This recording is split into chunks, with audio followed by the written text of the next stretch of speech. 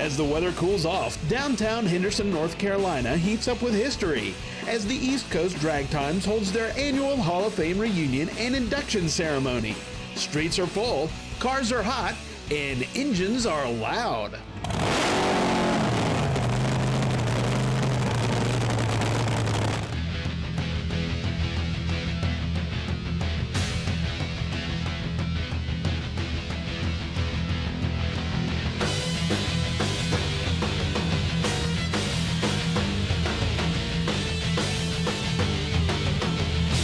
Welcome, everybody, to Inside Drag Racing's exclusive coverage of the 13th annual East Coast Drag Times Hall of Fame and Reunion ceremonies that this year includes some of the greatest stockers of all time. But one of the headliners of this massive event who will be inducted into the East Coast Hall of Fame is one of the most legendary of all the door slammer drivers. A career that spanned from 1953 to the end of the 20th century. He is still one of the biggest fans of drag racing and, for that matter, has his own legion of fans who still follow him. Hayden Prophet, you still believe that your victory in Stock Eliminator with this red Chevrolet in 1962 was the biggest moment of your life? Brett, it was. I had three good moments in my life.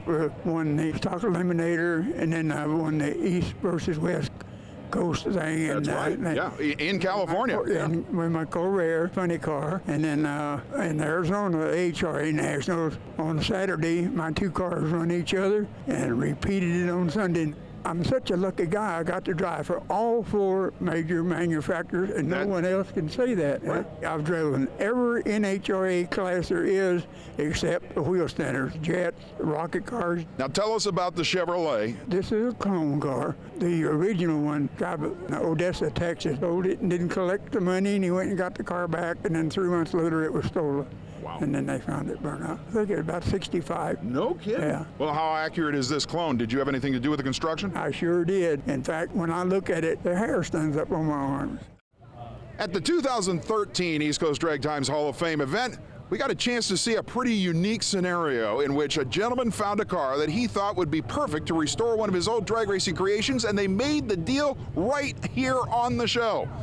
Well, 1 year later, that man is back with what he has done with the black 1956 Chevy sedan delivery that he found here at this event a year ago. The one, the only Wayne Jessel managed to recreate the original YooHoo chocolate drink junior stocker with a car that you found here. Tommy Kling in New Jersey started working on the engine. I took the car to New Jersey to get the body work done. We started working on all the suspension parts, the interior. It had to be almost like building the original car. Well, it was. Just brought back the memories on how we did it, and we were very happy with the outcome of it because I think it's about 90% correct to the way we ran it back in 1966. Are you sure you're not being a little critical there? Well, there's a couple of things that just aren't available. Is the transmission the same one that got you in so much trouble back then? Well, it's not the transmission that was in this car originally, but it's exactly the same. Oh, no kidding. Vitar Engineering in New York built it. I found a brand new hydro that Vitar did that was sitting in the shed for 45 years. So it's exactly like we had it back in '66. In the NHRA rule book, you could run any transmission, any engine in any body style, as long as it was one manufacturer. Well, what happened was when we were trying to figure out the car for the class, we couldn't find the weight on the sedan delivery. Later on, we found out it was in the truck section of the NADA book. Makes total sense. Because it was considered a truck, you could get a hydro in a truck, so we were allowed to run the 4-speed hydro in a sedan delivery. From 270-mile-an-hour trucks to where it all started, Wayne Jessel has seen it all. In keeping with the theme of this year's East Coast Drag Times reunion being stock eliminator and super stock type cars, everybody knows that the sign of a true drag car is a nice chrome luggage rack. What's the weight on this car? About 4,085 pounds with me in it. 2 tons of fun, yes, with sir. 200 horsepower. Just about, yes, sir. It's not a 9-second car. No. It runs low 13s at about 100 miles an hour in the quarter. Why? Well, it's the idea of having a car that's kind of a little out of the normal. I just found the car actually on eBay, bought it sight unseen. When this presented itself, my heart kind of overwhelmed my head, and I said, well, I think it's time to do something really silly, and I bought the car, and this is the result of This is the result. Lou is one of the hardest possible core staunch supporters of class racing, stock eliminator and super stock eliminator.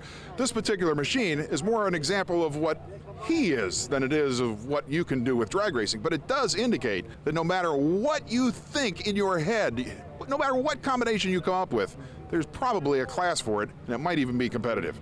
It's people like Lou Silverman who keep showing us all the open avenues in championship drag racing.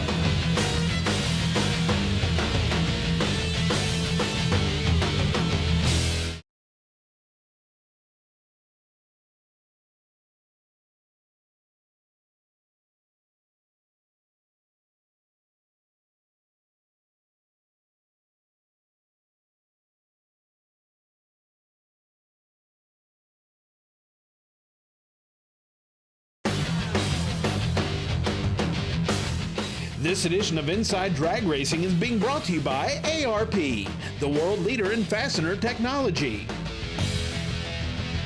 Precision Turbo, a leader in turbocharger technology for street and race applications. Borla, the world's most winning exhaust. And by Aeromotive. We know it, we race it, we live it. Welcome back to Inside Drag Racing, where annually we meet at the corner of Garnett and Young Street. The big clock tower shows that you're right in the center of Henderson, North Carolina, the site of the annual East Coast Drag Times Hall of Fame induction ceremonies and reunion. Nancy Wilson is the lady who put this event together 13 years ago. She's a longtime racer herself, but this deal, as we say every year, has grown beyond anybody's wildest expectations. And at this point, I think we broke another record for cars, didn't we? Yes, we did. We filled up every lot we have. This is a big deal for a lot of people. It is. It has a huge economic impact on Vance County and the town of Henderson. And it's free and open to the public, so they come and go all weekend, 3 days. And But any realistic numbers? About 35,000. No kidding. Yeah. And we're well over 1,000 cars for a couple of years in a row now. Oh, yeah, probably 1,500. The actual brick and mortar East Coast Drag Times Hall of Fame, how's that coming? Well, we have the land, we have a driveway, but we don't have the building. So that's what we're working towards now. Is it just a matter of raising funds? Raising funds. We need some sponsors. We're willing to sell the brand name, whatever it takes to get the building built. Well, that's the next dream of this amazing young lady. Nancy Wilson will no doubt have a real live building to house the East Coast Drag Racing Hall of Fame soon.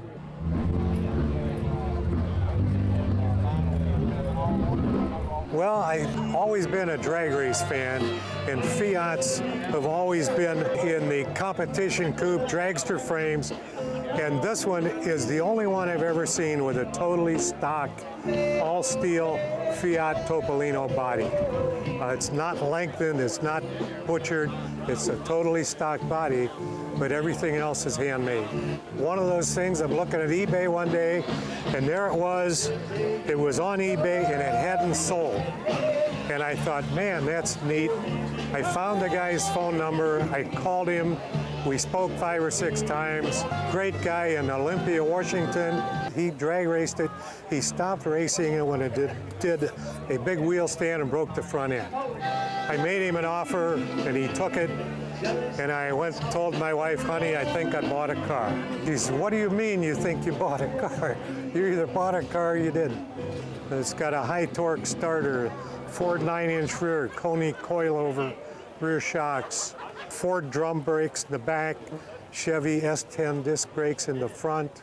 It's a 350 Chevy ZZ3 crate motor with aluminum heads, roller cam, turbo hydro, 3-speed. When I got it, it virtually had 0 miles. It's street legal. I drive it 2,000 miles so far this summer. Here in downtown Henderson, North Carolina, Garnett Street is usually known as Funny Car Row, and this year, an inductee to the East Coast Drag Times Hall of Fame has never received the due which she deserves. I was looking for a car to race, and I heard about this one. I had never heard of Nitro Nellie as well, like most people hadn't. Her name is Nellie Goins. In 1971, she and her husband Otis started campaigning an injected nitro funny car in the United Drag Racers Association series that was eventually moved into a supercharged nitro burning car, Dodge Challenger, and later a Ford Mustang. I decided the right thing to do was restore it, so then I started researching the history. Very few people realize just what a trailblazer Nellie Goins was. You never set out to actually start driving the car. How come Otis put you in it? He took the physical, he wouldn't pass, and he said, I've got the car, what am I going to do? And he looked around and saw me and he said, and that's how the story began. You never seemed to shy away from a challenge, but what did you think? I was scared. Every time I got in it, I was scared. A lot of the guys who used to compete in the UDRA injected circuit and even the old Injected Funny Car Association are still around, and they remember Nellie Goins. I don't know if you even figured they would. Never.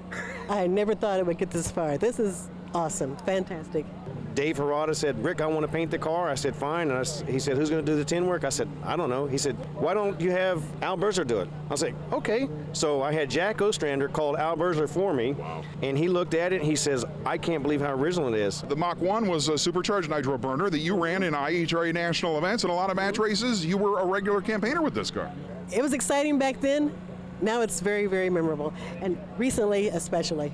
Rick has never once done anything to the car without consulting me first, which I think is commendable. The reason I want to do is because Nellie is the only black woman to ever drive a nitro funny car, and it was important to restore, to keep that history, keep it alive, and educate people about her. So it's been a joy, it's been an honor to be part of it. Like I said, Nellie will take her place among some of the greatest names in drag racing when she's inducted here into the Hall of Fame at Henderson, but Nellie is the only one who seems to be in disbelief over it. This is overwhelming. I never did think it would go this far.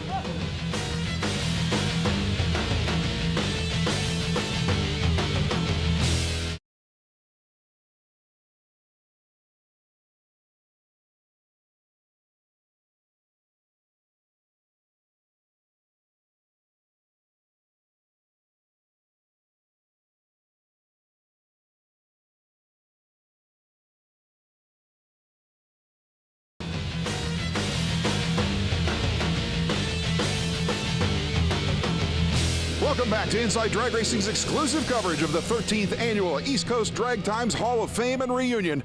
And indeed, one of the inductees this year will be the entire group of Chrysler engineers who created the amazingly popular and successful Motown Missile and Mopar Missile Mopars. By the way, speaking of incredible Chrysler drivers, Don Grother is one of the best known of the earliest heads-up superstock drivers who helped forge the NHRA class that was debuted in 1970, known as Pro Stock. As a matter of fact, the Barracuda that he's standing in front of is really the crossover car. This car ran in Superstock B automatic. There was no A car that fit the actual weight break that year. But did you actually match race this car as well? Whenever I got the car, it was a 4-speed car. And 4 speeds was quite a bit quicker than the automatics, and there for a while before the Pro Stock cars actually come out, we ran the car in match races. Now, you also competed in AHRA, which had a version of Pro Stock, Super Stock Eliminator is what they called it, that was a heads-up class that kind of preceded the NHRA version. They had a 16-car field that they run in. We won several races in AHRA with the 4-speed car. A lot of people don't know what went on behind the scenes to get the National Hot Rod Association to actually adopt a heads-up class. A lot of people blame it all on Bill Jenkins, Ronnie Sox, Dino Don Nicholson. But you, as a factory Chrysler driver, were also instrumental in getting the NHRA to see the light. Well, yeah, we petitioned NHRA with our match racing cars, and the crowds really liked the match races. From that point, you went on to a long and colorful career in Pro Stock through the 1970s.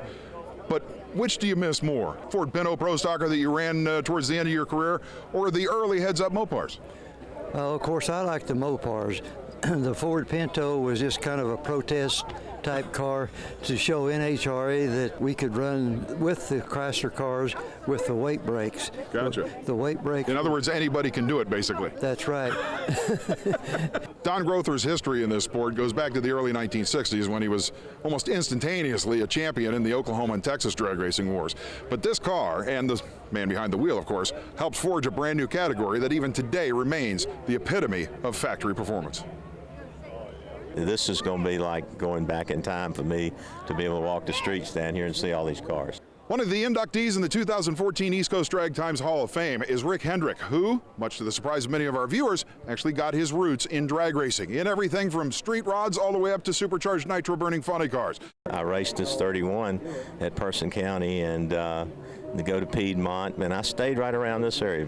And then I never went to the West Coast to see a drag race till I got into NASCAR and I went to Pomona. I love drag racing. I ran this car and Sea Gas. Let's not forget your Nitro Funny car, the Nitro Fever Corvette that several killers drove in IHRA competition that was actually competitive as heck. We wanted to keep running the funny car, and it just so happened that the NASCAR deal popped up, and I had a sponsor, so I went NASCAR racing. There's one relationship that a lot of people are really not aware of. David Rear, Buddy Morrison, and Lee Shepard. They carried the City Chevrolet banner in World Championship winning Camaros for quite a few years.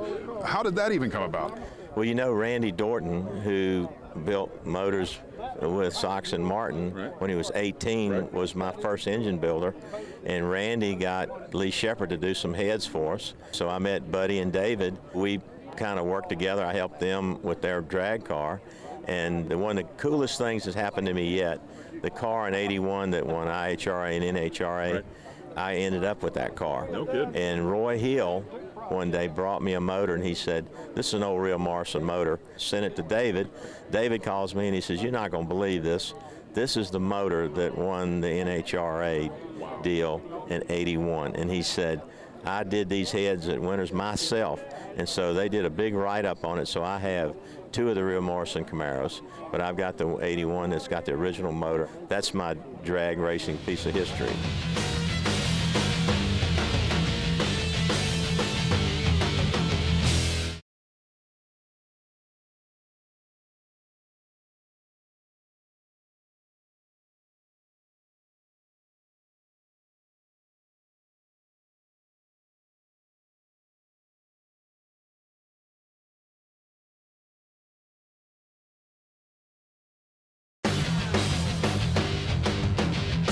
This edition of Inside Drag Racing is being brought to you by ARP, the world leader in fastener technology. Original Parts Group, the world's largest source for GMA body parts and accessories. Steel Rubber, quality crafted rubber parts and weather stripping. And by Stage 8, the world's best locking fastener. You'll see just about everything at Henderson here at the East Coast Drag Times Hall of Fame and Reunion, including top fuel dragsters and something that looks like this. This is Melinda Green King, past national event winning supercharged alcohol funny car pilot. And I'm going to ask Melinda, do you know what you're looking at? A little. What do you know? Well, you're sitting way back behind the rear end housing, further than even me. Rocky Perone created this car, and it's a replica of what was back in the old days known as a comp coupe. Now, the gassers, the old gas class coupes and sedans, had to look like street cars.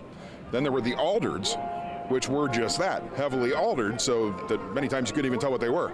But the Aldards did have one rule, and that was a wheelbase rule. The competition coupe division was created for cars that were even more altered than the Aldards, and it didn't have a wheelbase rule. And back in the early 60s, a lot of guys figured out, you know, these short wheelbase cars are really hard to drive, but there's no wheelbase rule in that comp coupe class, so let's just make it as long as we possibly can. We'll get better traction, and we'll hang a facsimile, literally what's barely left of a production body as required by the rules, off the back end. In this case, a 1948 Fiat Topolino. There were only a handful of these cars that competed nationally. They look like dragsters, but technically they're really not. But the question is, would you drive it? I don't even know if I'd know where to begin.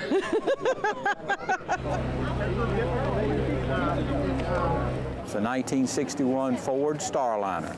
The engine is what makes it so unique. It has a 427 Ford single overhead cam. They call them a cammer or sock engine. And it's a rare engine that was produced in '65 to combat the Hemi Plymouths when they came out.